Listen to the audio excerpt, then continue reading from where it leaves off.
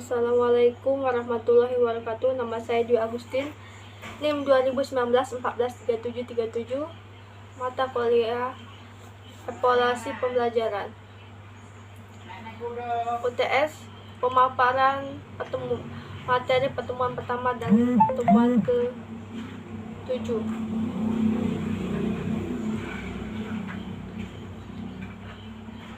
Evaluasi merupakan subsistem yang sangat penting dan sangat dibutuhkan dalam sistem pendidikan, karena evaluasi dapat mencerminkan seberapa jauh perkembangan atau kemajuan hasil pendidikan.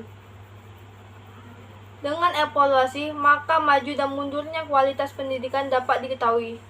Dan dengan evaluasi pula, kita dapat mengetahui titik kelemahan serta mudah mencari jalan keluar untuk berubah menjadi lebih baik ke depannya.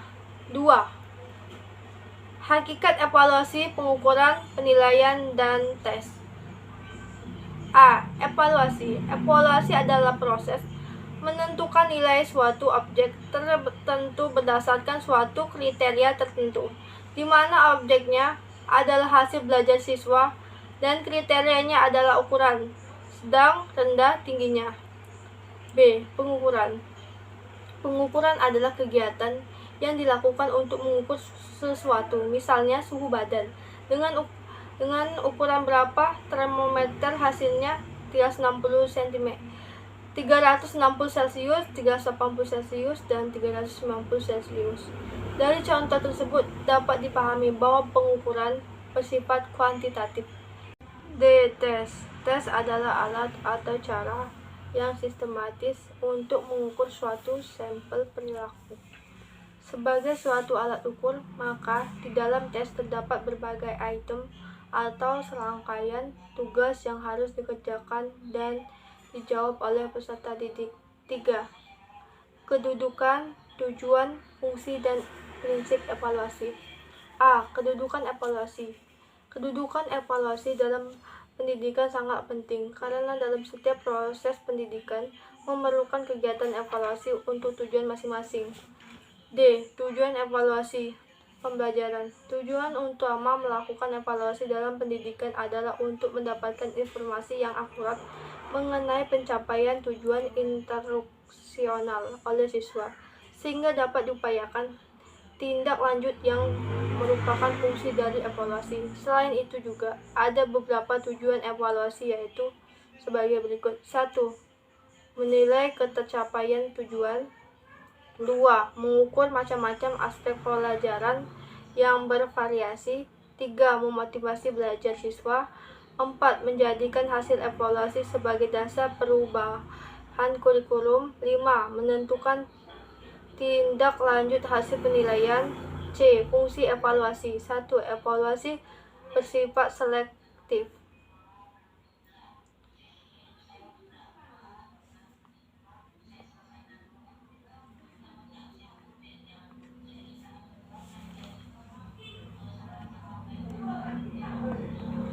Dengan mengadakan evaluasi, guru dapat mengadakan seleksi pada siswa dengan tujuan memilih siswa yang dapat diterima di sekolah tertentu. Untuk memilih siswa yang dapat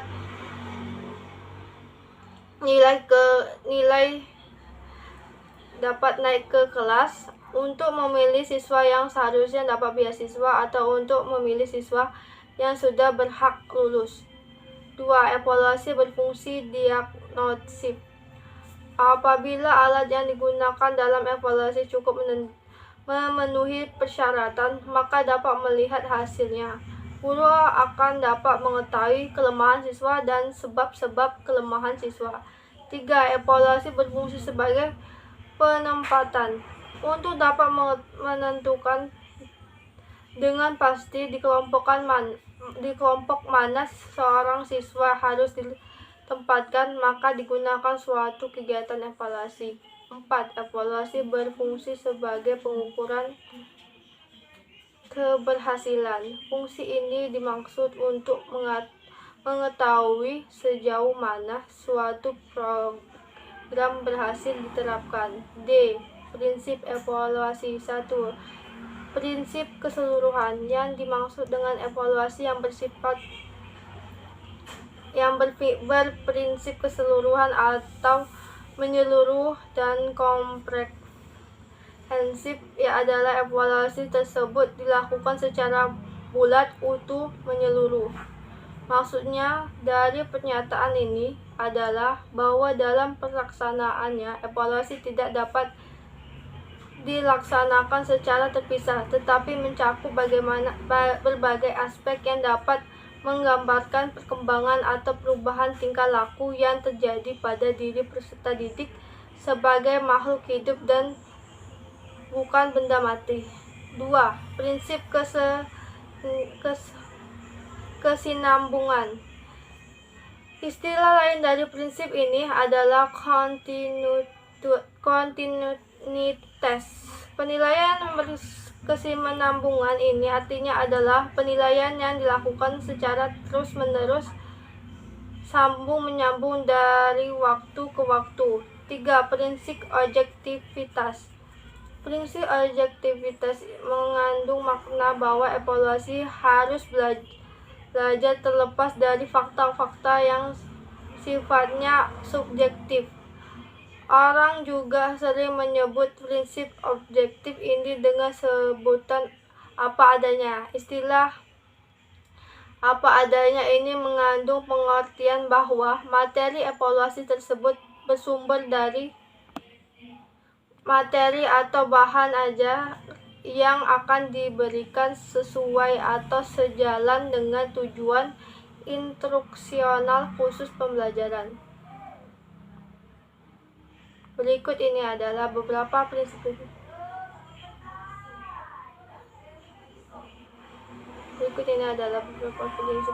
dalam penilaian evaluasi sebagai berikut. Prinsip keseluruhan,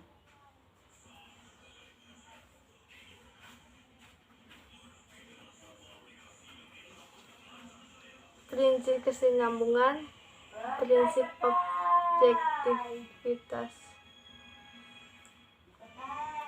Kata kerja operasional KKO, edisi revisi teori Bloom. A. Ranah kognitif. Mengingat, mengetahui, misalnya istilah, fakta, aturan, urutan, metode. 2. Memahami, menerjemahkan, menafsirkan, memperkirakan, menentukan, misalnya metode, prosedur, memahami, misalnya konsep, kaidah, prinsip, kaitan antara fakta, isi pokok, mengartikan, menginterpretasikan, misalnya tabel, grafik, bagan. 3. Menerapkan, memecahkan masalah, membuat bagan atau grafik, menggunakan misalnya metode, prosedur, konsep, kaidah, prinsip. 4. Menganalisis kesalahan, memberikan misalnya fakta-fakta, menganalisis misalnya struktur bagian hubungan. 5. Mengevaluasi, menilai berdasarkan norma internal, misalnya hasil karya, mutu karangan, dan lain-lain. 6. Menciptakan, menghasilkan, misalnya klarifikasi karangan teori, menyusun, misalnya laporan, rencana, skema, program, proposal. B. Ranah afektif. Menerima, menunjukkan, misalnya kesadaran, kemauan, prihatin, mengakui, misalnya perbedaan kepentingan, merepotkan, mematuhi, misalnya peraturan, tuntutan, perintah, berperan aktif, misalnya di laboratorium, di dalam diskusi, dalam kelompok, dan organisasi dalam kegiatan. Menghasilkan, menerima suatu nilai, menyukai, menyepakati, menghargai, misalnya karya seni, sumbangan ilmu, pendapat, gagasan, dan saran. Mengorientasi, menentukan sistem nilai, merangkap realis antara nilai, bertanggung jawab, mengintegrasikan nilai, karakteristik menurut nilai, menunjukkan, misalnya kepercayaan diri, disiplin pribadi, kesadaran moral, mempertimbangkan, melibatkan diri. C.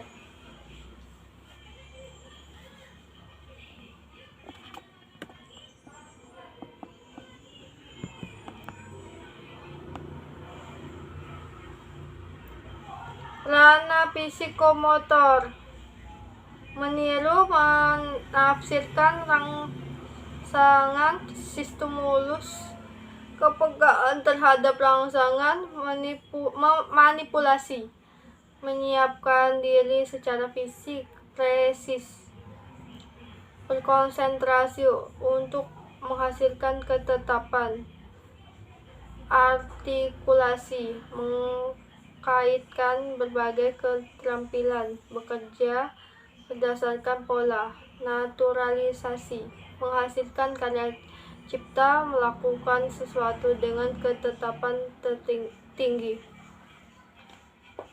A. Prinsip evaluasi. Evaluasi pembelajaran dilakukan dengan menganut prinsip A. Menyeluruh, B. Kontinu, C. Berorientasi pada kompetensi, D. Valid, E. Objektif dan adil, F. Terbuka, G. Bermakna, H. Mendidik, I. Memotivasi, J. Akuntabel. B. Tujuan, manfaat, dan maksud evaluasi. A. Tujuan 1. Grading, 2. Seleksi, 3.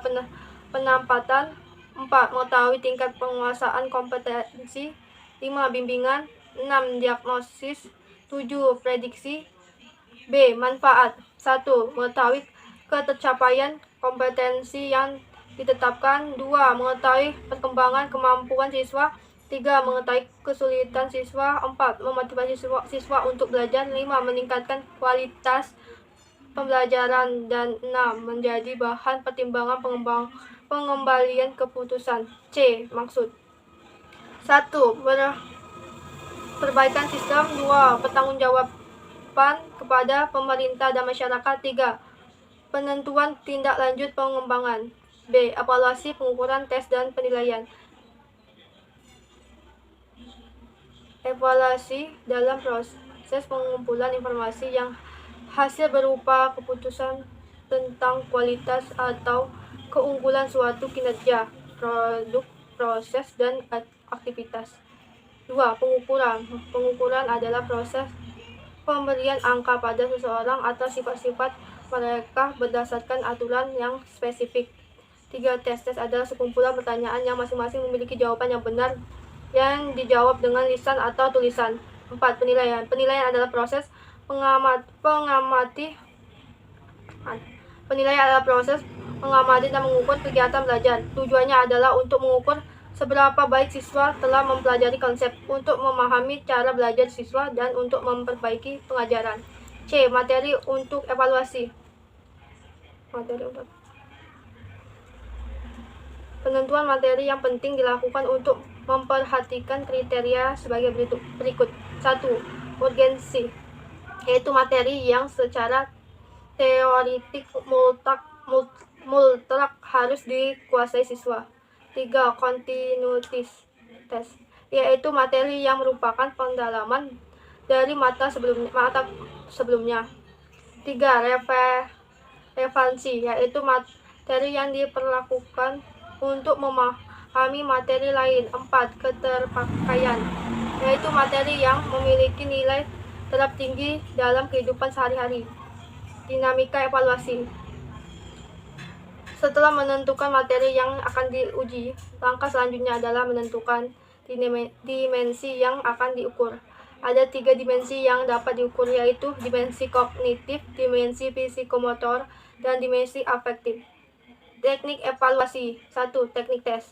Teknik evaluasi melalui tes meliputi tes tertulis, tes lisan, dan tes perbuatan. Tes tertulis menghendaki siswa memberikan jawaban secara tertulis. 2. Teknik non-tes. Teknik evaluasi non-tes dilakukan melalui pengamatan, observasi, penugasan, portofolio, dan wawancara. F. Evaluasi dimensi kognitif. Teknik evaluasi tes pada umumnya digunakan untuk mengukur prestasi belajar. Evaluasi dimensi kognitif lebih cenderung pada penggunaan tes, terutama tes tertulis. Evaluasi dimensi psikomotorik. Untuk melakukan evaluasi dimensi psikomotor ada dua yang perlu dipersiapkan guru, yaitu soal dan instrumen pengamatan. H. Evaluasi dimensi afektif. Evaluasi dimensi afektif dapat dilakukan melalui pengamatan, angket, dan wawancara. Pengamatan dapat dilakukan oleh guru dengan cara mengamati perilaku siswa sebelum, saat, dan sesudah mengajar. Validitas dan reliabilitas tes hasil belajar pendahuluan. Penilaian pendidikan adalah proses untuk mendapatkan informasi tentang prestasi atau kinerja peserta didik. Hasil penilaian digunakan untuk melakukan evaluasi terhadap ketuntasan belajar peserta didik dan efektivitas proses pembelajaran.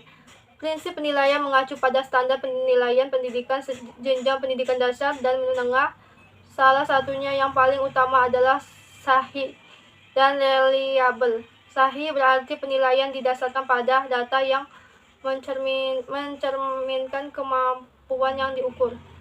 Validitas. Validitas berasal dari kata validate yang mempunyai arti sejauh mana ketepatan dan kecermatan suatu alat ukur dalam melakukan fungsi ukurnya. Aswar 1986. Validasi tes biasanya juga disebut sebagai kesahihan suatu tes adalah mengacu pada kemampuan suatu tes untuk mengukur karakter atau dimensi yang dimaksud untuk diukur. Reliabilitas. Suatu alat untuk dikatakan reliabilitas jika alat ukur tersebut menunjukkan sejauh mana hasil pengukuran dengan alat tersebut dapat dipercaya. Hal ini ditunjukkan oleh taraf konsistensi skor yang diperoleh oleh para subjek yang diukur dengan alat yang sama atau diukur dengan alat yang setara pada kondisi yang berbeda. Sekian pemaparan materi pertama dan terakhir dari saya. Jika ada salah kata saya mohon maaf, kepada Allah saya mohon maaf. Wabillahi taufiq wal hidayah. Wassalamualaikum warahmatullahi wabarakatuh.